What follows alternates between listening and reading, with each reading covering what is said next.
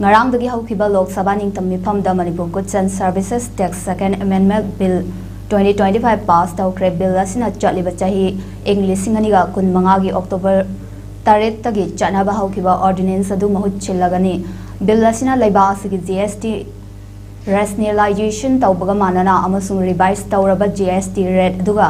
chananaba honabani center madi state singi 53 suba GST council gi mifamna GST rate sing rationalize tawnaba warep lauduna 5 12 18 amasung 28% slab sing 25 amadi 18% slab ta on badayana ki anoba tax rate sing asi satliba sahi asigi September 12 dagi chanaba hauki